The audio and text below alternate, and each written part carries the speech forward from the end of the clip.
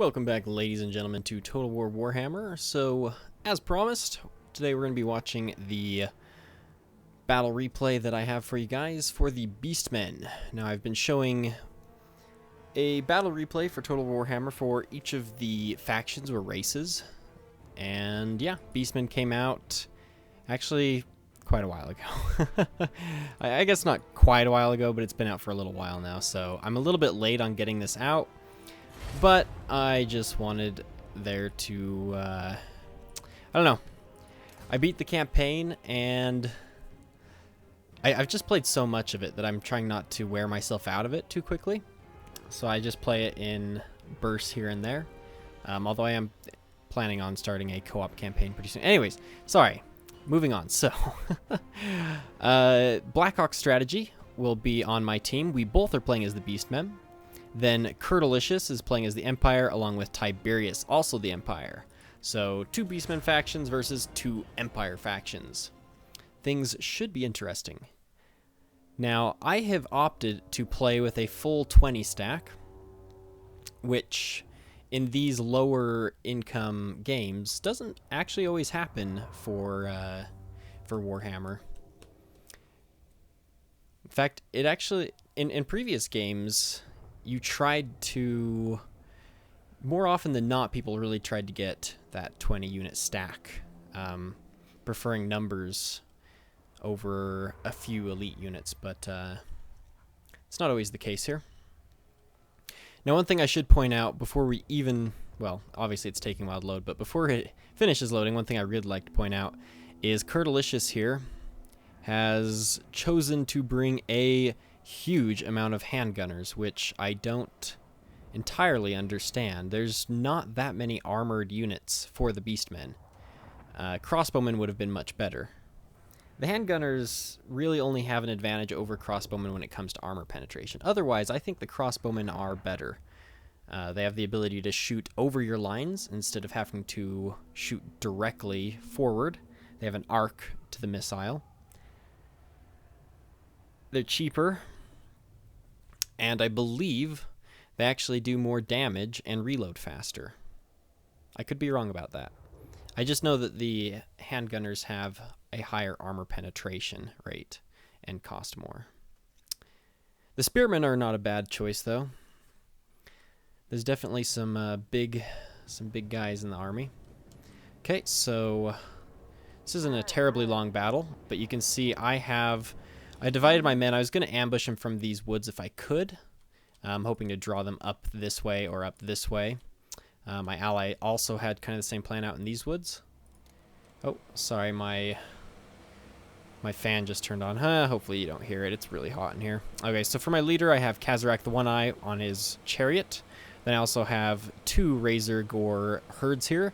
They're actually not too badly priced, and they have armor piercing, so it's a good way to get armor piercing for cheap. I also have one unit of Minotaurs back here. They, I believe, are just the dual-wielding cheap version. Yes, they are, so they don't have shields or great weapons.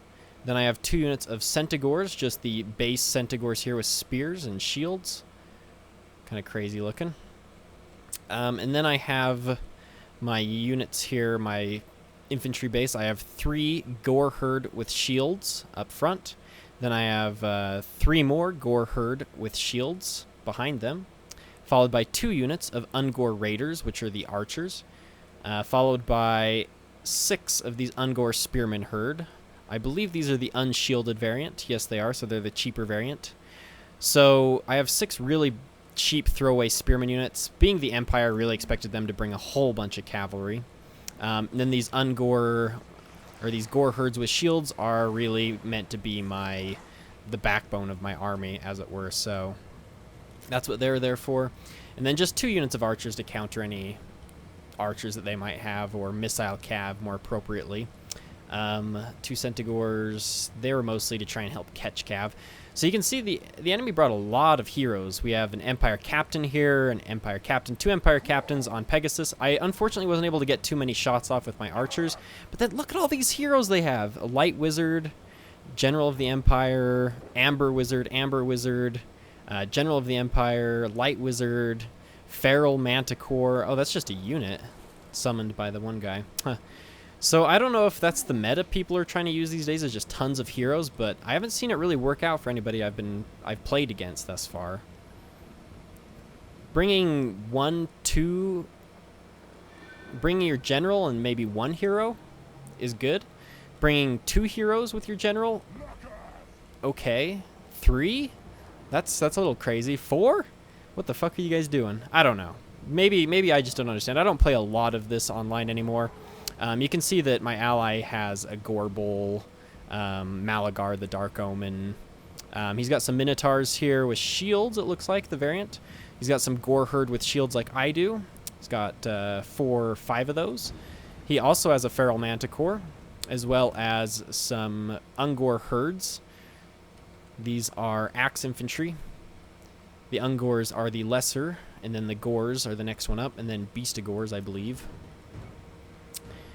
Oh, I lied. I actually have... Oh, no, my Minotaurs are just going over there to help. Okay, so my ally is moving up towards this hill that I am perched upon. Obviously, the enemy is not coming down this draw, so staying up here in this area would have been kind of a waste of time. So he's going to try and move up. He actually moves up more to this position and kind of assaults the enemy lines from here.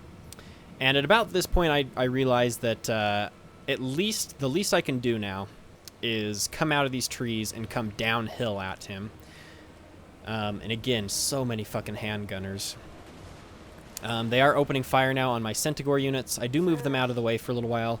He's got some Demigryph Knights with halberds up here. He's got 2 of those, as well as a lot of handgunners. He's got a light wizard moving up that way, 2 spearman units, a single swordsman unit, great swords, 2 swordsman units, and a great sword unit moving up that way. Over here on the flank, we have just massive amounts of handgunners. Again, both of these guys are just using massive amounts of handgunners. So we've got 2, 3, 4 of them over here, a couple of spear units mixed in, more handgunners, more spear, more sword.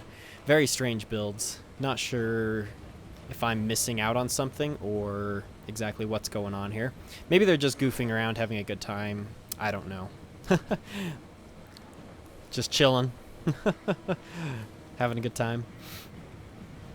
So at about this point, when my ally starts charging down the hill towards this army, is when I start, you can see now I'm moving my army forward, and I'm going to try and engage with this second army here. To back up my Centaurs, I have sent half of my Ungor spearman herds on my left flank here. So they're going to move up, and they're going to act as the as my shield units, or my what's the word I'm looking for? Yeah, they're going to shield my Centaur, my cavalry, though, as I move around. Mostly from these Demigryph Knights, but also a little bit from the handgunners. You can see he's moved his handgunners now to shoot at my ally. But now I have my men in position. I have archers shooting at them. And now my Gore Herds are moving in. They're going to make contact with some great swords here, some swordsmen. He is using a spell to slow down my guys here, though.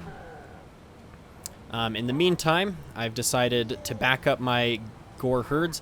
I am going to throw my Razor Gore Herds in. They have armor penetration, so they should help against the guys here. I'm also going to send Minotaurs in to help, so I'm just kind of backing up, kind of throwing my infantry in this general direction. I mean, the plan is simple. Push in this area with my Ungor Herds, Razor Gores, Minotaurs, Heroes, and then on this flank, push in with my Ungor Spears and my Centaurs. He's actually held me up with his 2 Empire Captains, like held up this entire group, so just for a second, though, really easy to pull out of him once I realized that they were tied up. I'm trying to get behind his lines a little bit and mess with his handgunners, and even more than that, pin down his Demigryph Knights to get attacked by these Ungor Spearmen. Obviously, these Demigryph Knights with halberds are going to wreck Centaur units, which they are. You can see they're quickly dying, but I only needed to slow them down long enough for my men to get in. Unfortunately, the Ungor Raiders, who I was actually having target the Demigryphs and the handgunners back there, have charged in as well. Just because I didn't give them a hold their ground order, so they just started chasing after him. But you can see I'm just moving in everything now. I'm wrecking his very small lines. I obviously outnumber him a lot with my infantry. In fact, Jesus Christ, can I speak English? I outnumbered him so bad on this flank that I actually have a bunch of units moving here to help my ally. He looked like he was taking a little bit more of a beating than I was. So I decided that I had my opponents. So I moved up some Ungor Spearmen and Ungor Herdmen, and one of my Razor Gore herds, and he actually did a better job than I gave him credit for, and the combined assault of his army and then a small section of mine, we have absolutely obliterated that flank. And over here you can see that he does have some units still holding out. These Demigryph Knights have really proven themselves worthy, but I'm actually not sure what happened there. I'm pretty sure the battle went on for about another minute. We do win this battle, but I'm pretty sure more of the Demigryphs die. It looks like most of them are dead, though. But either way, you can see this is a victory for me. We were able to chase off some with Centigors, some of these handgunners. Wow, that was not a long video at all. You can see that the Ungor Spearman herds didn't get very many kills at all. They're really pretty shit spearmen. They're probably comparable, or no, they're probably even worse than these Empire State troop spearmen. I think they cost similar, though, unfortunately.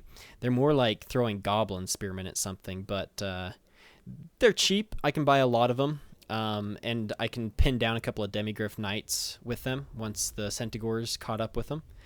The Gore Herd with shields are not particularly great melee units, but they're not terrible. And compared to what we went up against, I mean, there's only a couple of swordsman units, one great sword unit. This is the army I went up against, 2 spearman units. So, yeah, my units were going to wreck through that, especially backed up by the Razor Gore Herd and the Minotaurs. The Kazarak one, I got quite a few kills. You can see for his team, Greatswords obviously got a few, but not many because they are really good for their armor penetration. They're a good infantry unit anyways, but it's armor penetration that you really want to get them to utilize in their charge bonus, so not a lot of units here on my army that have armor. That's why his handgunners did so poorly as well. Obviously, Demigryph Knights did wonderful because they were matched up against a large unit, and they have halberds, and up against really shitty spearmen, so not too surprising that they got a lot of kills and very few deaths. Some of his heroes did okay. Some of them did not. Swordsmen didn't hold up very long either. You can see over here quite a few kills for the Empire General, but not very many for the Wizards. Kind of a waste of money. Spearmen, not so many kills. A few on some of them for their price. The handgunners did pretty shit. The 54 is okay. The rest did not do so well. So honestly, it was kind of an easy victory, and the reason for it being is, well, I think there's 2 main reasons that it was an easy fight. The first one is that they used handgunners. You can see handgunner versus crossbowman here. For missile damage, for crossbowman you have 21, or you have 16 missile damage and 4 armor piercing. Reload time 9.9 seconds. Handgunners, you have a slightly higher reload time, a very low 16 damage overall versus 21. Obviously, against armor, that's going to be a lot more. So, yeah, crossbowmen, cheaper. Better against things not with heavy armor. So, beastmen, orcs, take crossbowmen, not handgunners. Handgunners are good against, like, chaos, dwarves, and back and forth on the vampire counts. The vampire counts have some big things and some armored units that the handgunners are good against, but their lower tier crossbowmen work just fine. The range on crossbowmen is also much larger. The only thing that the handgunners have up on them on generic stats, everything's the same except for melee attack. The handgunners have 2 extra melee attack. Not sure why that is, but either way, they are outranged by crossbowmen. You can shoot over your own units with crossbowmen. You don't have to, like, have a line of them open to be charged. And they just do more damage against unarmored. Anyways, the other reason is because they had so many damned heroes. Okay, so let's take a look at this. They had General of the Empire on fucking the best thing possible. 2 Amber Wizards on the best things possible. Let's go to large size, because that's normally what you get. Then he had like a fucking captain, and then and the captain was on a Pegasus. Then he had a light wizard. Boom. Oh my god, look how much money you have left. You used more than half your money on these goddamn units right here. Get rid of this. As Empire, if you're going up against a faction with units like, or heroes like vampires, for example, vampires, or for the Beastmen, you may want to bring one of these because they have the Bray Shaman of Death. Basically, any faction that can bring sniping heroes, you may want to bring a Witch Hunter. Witch Hunters are pretty good at countering those. Otherwise, I would only... If you're going to bring a hero, bring one. If you really need a hero and a Witch Hunter alongside your general, then just bring those 3. Don't top that many. I don't see any advantage to bringing more than that, honestly.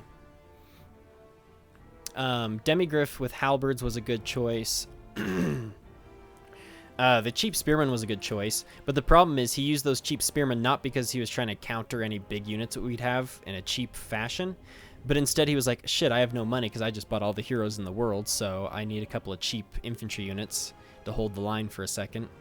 So, not super fantastic there. Personally, if I was going up against the Beastmen as the Empire, let's say I really wanted to bring heroes. So let's say I bring a Witch Hunter just in case. A lot of sneaky people are trying to use the Death group still for their Spirit Leech ability. So let's say you're pretty certain he'll bring that. So let's do this. General of the Empire. Let's just put him on Imperial Pegasus to save money. It's still flying, so you can keep it away from his Death Bray Shaman. Then Witch Hunter to hunt down that Death Shaman, or his other heroes or generals. Witch Hunter can still be useful, even if they don't have another hero that snipes. He doesn't need to be a counter snipe. He can just snipe enemy heroes and generals in general, or large units. Next, let's say he really wanted to try out the Amber Wizard. It looked like he had a lot of Amber Wizards. He wanted to try them out. Cool. Let's put him on Imperial Pegasus as well. Then let's go with, I don't know, 4 of these guys. I don't know, like 4 of these guys. Yeah, let's pick, maybe, I don't know, kind of expensive. They are kind of worth the price, though. But we also need something. We know the Beastmen have a lot of infantry units, so we're probably going to need something to hold the line. But we don't need great swords, and we don't need halberdiers. Great swords aren't worth the money if you don't have an armor-piercing unit to go up against. So let's just get some cheap sword infantry here. Yeah, so, and the Spearmen are our cheap counter to large units, as well as the Demigryph Knights. We could bring maybe a mortar, a cannon, but I'd almost prefer to take maybe some more cavalry. I guess you could do a cavalry and a mortar. Some of these Empire Knights. Yeah, you could do something like that. If you wanted more numerous cavalry, I mean, you could do something like... You do 2 Empire Knights for more mass on charge if you're to charge them from the rear. You could do... I mean, if you really wanted to focus on cavalry, you could do maybe something like... I don't know. Grenadiers might be kind of fun to use with them against their massed infantry, but I don't know if they're really worth it. They are anti-infantry, though, so that is nice. Pistolers, if you wanted something cheap to harass them with against their cavalry. Then you could still afford a mortar as well. If you're really, really worried about getting anti-large, you could do double Demigryph Knights. Either way, you're making a smaller army because of this Amber Wizard. He's really expensive now. As well as the Demigryph Knights are pretty expensive. If you wanted to try and fill out your army, you could do like 6 of these guys for anti-large and just cheap filler infantry. And then you could do something like, I don't know, not quite enough. You could do something like that, and then mortar. Oh, you could even do that, and Still have enough for one of these guys, or I don't know. Sorry, the battle only took 10 minutes, and I just took 10 more minutes to rant. Anyways, yeah. So those are the two things that I believe they could have done better: is using units that didn't rely on armor-piercing damage to be useful for their cost, and two, not bringing so many goddamn heroes on the fanciest, nicest mounts possible, because that just eats away your funds when you're in a fund match like that. A fund match like that, Jesus. When you're in a match that has smaller funds. I consider smaller funds small, medium, and large funds. Ultra or custom funds is what I consider larger funds. Anyways, guys, I hope you have enjoyed this video, so leave a like and comment if you did. I apologize again for my ranting. I hope you can forgive me for that. But in the meantime, ladies and gentlemen, you have a great one, and I'll see you in the next episode.